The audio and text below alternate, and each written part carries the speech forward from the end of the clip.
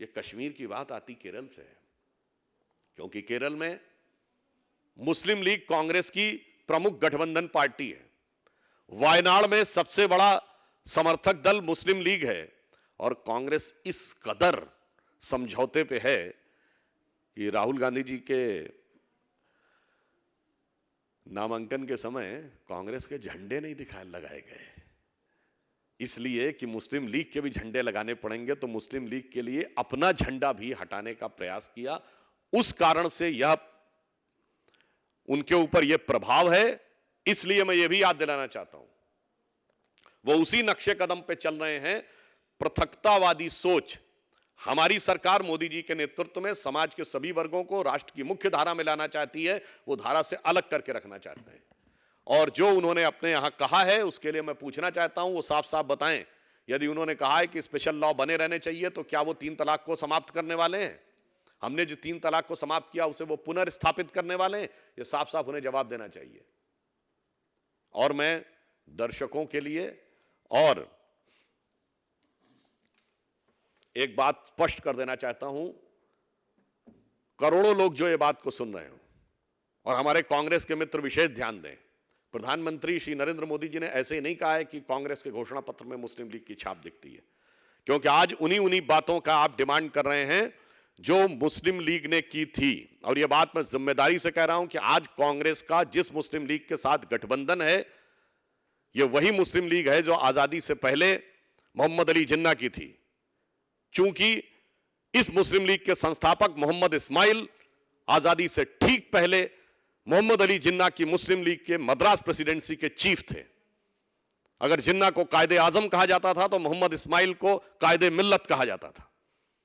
और उन्होंने आजादी के बाद मार्च 1948 में सिर्फ नाम बदला और काम नहीं बदला, यह भी मैं प्रमाण के साथ कहता हूं। यही मोहम्मद इस्माइल और पीजे पोकर साहब बहादुर और मुस्लिम लीग के सदस्य संविधान सभा के सदस्य बने और संविधान सभा में इन्होंने यही मांग की कि अलग मुस्लिमों को स्थान मिलना चाहिए, उनके लिए अलग पहचान होनी चाहिए, उनके लिए अलग नियम होना चाहिए, उनके लिए अलग चुनाव क्षेत्र होने चाहिए। और मैं जिम्मेदारी से कह रहा हूं, संविधान सभा की डिबेट 28 अगस्त 1947 निकाल के देख लें, जब मुस्लिम लीग के एक सदस्य ने कहा कि हमारे लिए अलग स्थान, हमारी अलग पहचान और हमारे अलग चुनाव चिन्ह होने चाहिए, सरदार पटेल ने किस ढंग से उनको झिड़की लगाई है। सरदार पटेल का संविधान सभा का यह बयान है जिसमें उन्होंने कहा कि अब जो देश का विभाजन होना था हो गया। यद्यपि जो मद्रास प्रेसिडेंसी थी उसमें 28 की 28 सीटें मुस्लिम लीग जीती थी, जिन्ना की मुस्लिम लीग। उन्होंने कहा ऐसा नहीं, ज्यादातर लोगों ने पाकिस्तान का समर्थन किया था। सरदार पटेल जी का बयान है संविधान सभा में।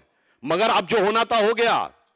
अब आप बड़े भाई छोटे भाई की बातें मत करिए, अब विश्वास दिलाइए देश को कि आप देश के साथ रहना चाहते हैं।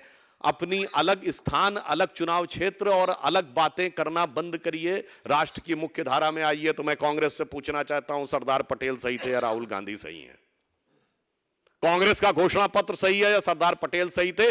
इसलिए वास्तविकता यह है कि वो दोनों ही सही थे, मगर हमारे प्रधानमंत्री एकदम सही हैं।